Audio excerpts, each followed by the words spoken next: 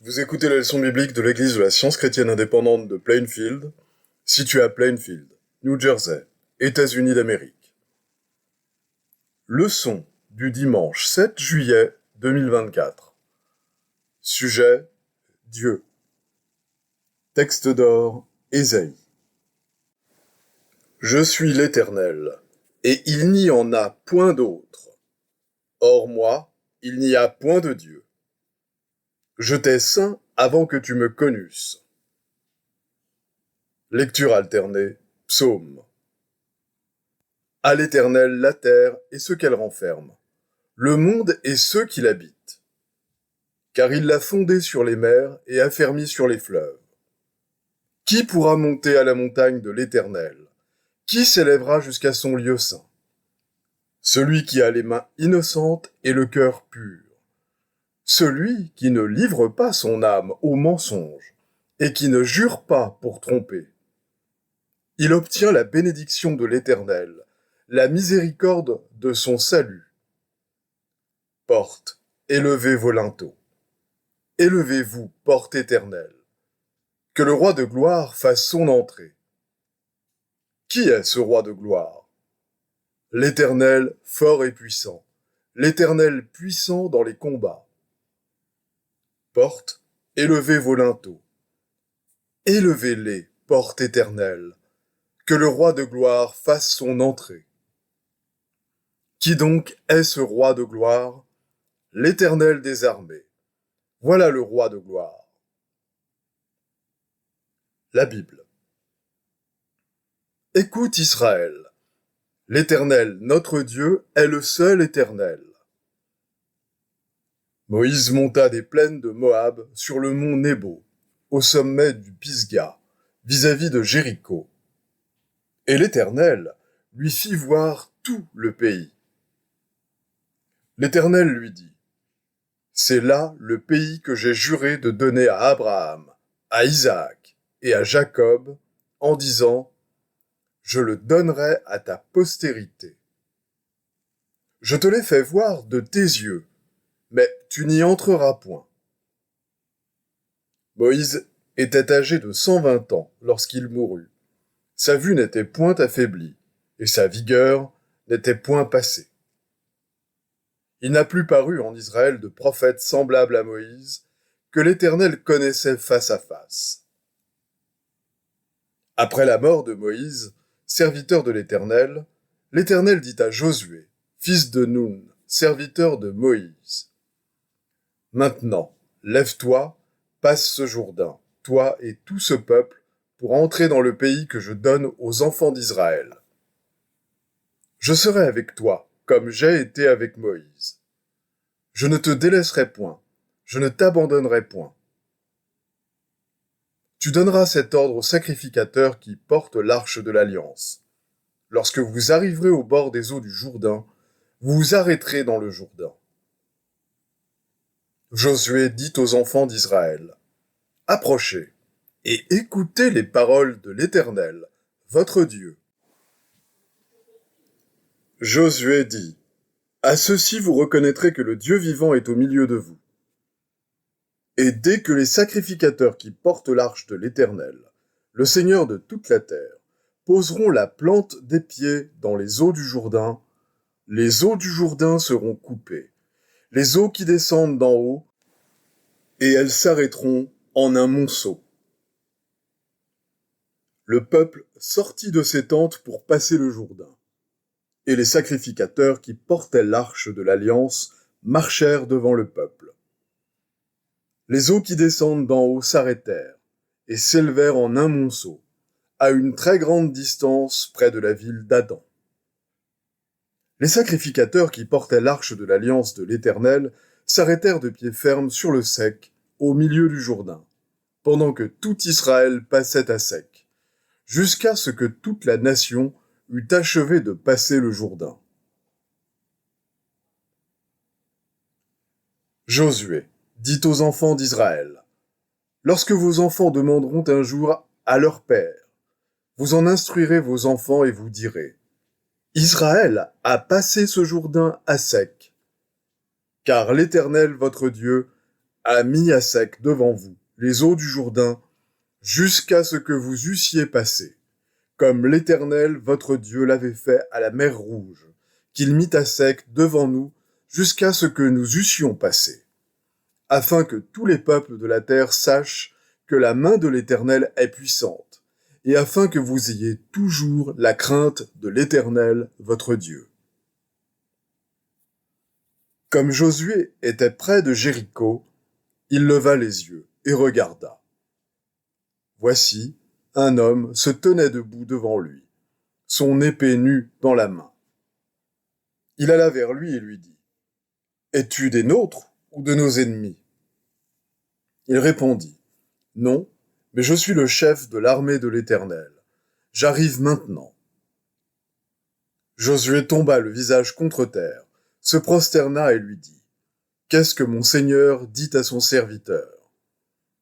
Et le chef de l'armée de l'Éternel dit à Josué, « Ôte tes souliers de tes pieds, car le lieu sur lequel tu te tiens est saint. » Et Josué fit ainsi.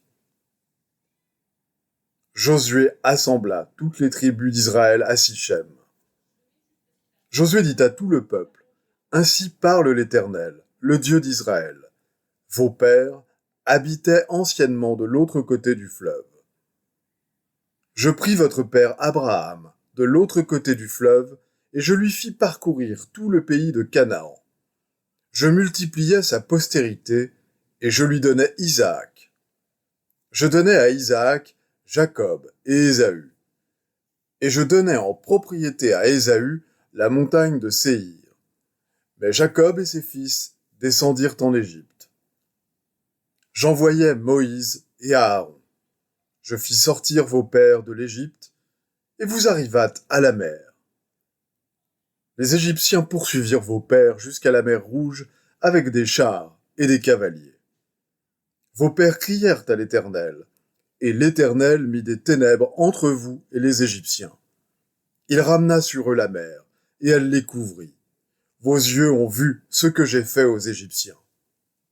Vous passâtes le Jourdain, et vous arrivâtes à Jéricho. Je vous donnai un pays que vous n'aviez point cultivé. Maintenant, craignez l'Éternel, et servez-le avec intégrité et fidélité. Faites disparaître les dieux qu'ont servis vos pères de l'autre côté du fleuve et en Égypte, et servez l'Éternel. Israël servit l'Éternel pendant toute la vie de Josué et pendant toute la vie des anciens qui survécurent à Josué et qui connaissaient tout ce que l'Éternel avait fait en faveur d'Israël. Car l'amour de Dieu consiste à garder ses commandements, et ses commandements ne sont pas pénibles. Nous avons auprès de lui cette assurance que si nous demandons quelque chose selon sa volonté, il nous écoute. Or, à celui qui peut vous préserver de toute chute et vous faire paraître devant sa gloire irrépréhensible et dans l'allégresse, à Dieu seul, notre Sauveur, par Jésus-Christ notre Seigneur, soit gloire, majesté, force et puissance, dès avant tous les temps, et maintenant, et dans tous les siècles. Amen. Je vais maintenant lire les passages corrélatifs tirés du livre d'études de la science chrétienne, Science et santé avec la clé des Écritures de Mary Baker Eddy. Dieu, le grand je suis, celui qui sait tout, qui voit tout, en qui est toute action, toute sagesse, tout amour, et qui est éternel, principe, entendement, âme, esprit, vie, vérité, amour, toute substance, intelligence. Dieu est ce que le proclament les Écritures. Vie, vérité, amour. L'esprit est principe divin, et le principe divin est amour, et l'amour est entendement, et l'entendement n'est pas à la fois bon et mauvais, car Dieu est entendement. Par conséquent, il n'y a en réalité qu'un seul entendement, parce qu'il y a un seul Dieu. Pour avoir un seul Dieu et se prévaloir de la puissance de l'Esprit, il faut aimer Dieu par-dessus tout. Tu n'auras pas d'autre Dieu devant ma face. Exode 20, verset 3. Le premier commandement est mon verset préféré. Il démontre la science chrétienne. Il inculque la triunité de Dieu, esprit, entendement. Il signifie que l'homme n'aura d'autre esprit ou entendement que Dieu, le bien éternel, et que tous les hommes auront un seul entendement. Le principe divin du premier commandement est la base de la science de l'être, grâce à laquelle l'homme démontre la santé, la sainteté et la vie éternelle. En anglo-saxon et dans 20 autres langues, le mot « good », en français « bon » ou « le bien », sert à désigner Dieu, God.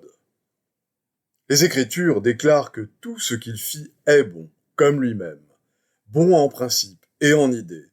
Par conséquent, l'univers spirituel est bon et reflète Dieu tel qu'il est. Les pensées de Dieu sont parfaites et éternelles. Elles sont substance et vie. Les pensées matérielles et temporelles sont humaines, renfermant l'erreur, et puisque Dieu, l'Esprit, est l'unique cause, elles n'ont pas de cause divine. Le temporel et le matériel ne sont donc pas des créations de l'Esprit.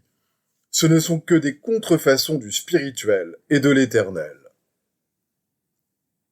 Du commencement à la fin, les Écritures abondent en récits du triomphe de l'Esprit, l'entendement sur la matière. Moïse prouva la puissance de l'entendement en accomplissant ce que les hommes appelaient des miracles. Ainsi firent Josué, Élie et Élisée. Enfants d'Israël, les représentants de l'âme, non du sens corporel, la race de l'esprit, qui ayant lutté contre l'erreur, le péché et les sens, est gouvernée par la science divine. De même que les enfants d'Israël furent guidés triomphalement à travers la mer Rouge, sombre flux et reflux de la crainte humaine, de même qu'ils furent conduits à travers le désert, traversant péniblement la grande solitude des espérances humaines dans l'attente de la joie promise, ainsi l'idée spirituelle guidera tous les désirs justes dans leur passage du sens à l'âme, du sens matériel de l'existence au sens spirituel, jusqu'à la gloire préparée pour ceux qui aiment Dieu. L'entendement mortel est la harpe aux nombreuses cordes qui fait entendre la discordance ou l'harmonie, selon que la main qui l'effleure est humaine ou divine. Avant que le savoir humain n'ait pénétré profondément dans le sens erroné des choses, dans la croyance aux origines matérielles qui rejette l'unique entendement, véritable source de l'être, il est possible que les impressions venant de la vérité aient été aussi distinctes que le son et qu'elles soient parvenues, comme un son, aux prophètes primitifs. La mission de Jésus confirma la prophétie et expliqua que les prétendus miracles des temps anciens sont des démonstrations naturelles du pouvoir divin. Démonstrations qui ne furent pas comprises. Les lois de la nature sont les lois de l'esprit, mais les mortels reconnaissent généralement comme loi ce qui cache le pouvoir de l'esprit. L'entendement divin exige à juste titre de l'homme toute son obéissance, toute son affection et toute sa force. Aucune restriction n'est faite en faveur d'une fidélité moindre. L'obéissance à la vérité donne à l'homme pouvoir et force. La soumission à l'erreur entraîne la perte du pouvoir. La vérité chasse tous les maux et toutes les méthodes matérialistes au moyen de la loi réelle et spirituelle. Loi qui donne la vue aux aveugles, l'ouïe aux sourds, la voix aux muets et la marche aux boiteux. Si la science chrétienne n'honore pas la croyance humaine, elle honore la compréhension spirituelle et l'unique entendement a seul droit à l'honneur. En hébreu, en grec, en latin et en anglais, le terme foi et les mots correspondant à ce terme ont ces deux significations. Le fait d'être plein de confiance et le fait d'être digne de confiance. Une certaine foi confie son bien-être à autrui. Une autre foi consiste à comprendre l'amour divin et la façon dont il faut travailler à son salut avec crainte et tremblement. Je crois, Seigneur, viens au secours de mon incrédulité. Exprime l'impuissance d'une foi aveugle, tandis que l'injonction, crois, et tu seras sauvé, exige que l'on soit digne de confiance, sûr de soi-même, ce qui embrasse la compréhension spirituelle et confie tout à Dieu. De l'infini un en science chrétienne émane un seul principe, et son idée infinie. Et avec cette infinitude viennent des règles et des lois spirituelles, ainsi que leurs démonstrations, qui, semblables aux grands dispensateurs, sont les mêmes hier, aujourd'hui et éternellement. Car c'est ainsi que le principe divin de la guérison et l'idée Christ sont caractérisés dans l'Épître aux Hébreux. L'homme est tributaire de Dieu, esprit, et de rien d'autre. L'être de Dieu est infinité, liberté, harmonie et félicité sans borne. Là où est l'Esprit du Seigneur, là est la liberté. De même que le souverain sacrificateur de jadis, l'homme est libre d'entrer dans le lieu très saint, le royaume de Dieu. Quand nous parvenons à avoir plus de foi dans la vérité de l'être que dans l'erreur, plus de foi en l'esprit qu'en la matière, plus de foi dans le fait de vivre que dans celui de mourir, plus de foi en Dieu qu'en l'homme, alors aucune supposition matérielle ne peut nous empêcher de guérir les malades et de détruire l'erreur. Retenez perpétuellement cette pensée, que c'est l'idée spirituelle, le Saint-Esprit et le Christ qui vous mettent à même de démontrer, avec une certitude scientifique, la règle de la guérison basée sur son principe divin, l'amour, qui soutient, protège et environne tout l'être véritable. La vie est l'éternel je suis, l'être qui fut, qui est et qui sera, que rien ne peut effacer. Car c'est à toi qu'appartiennent dans tous les siècles le règne, la puissance et la gloire.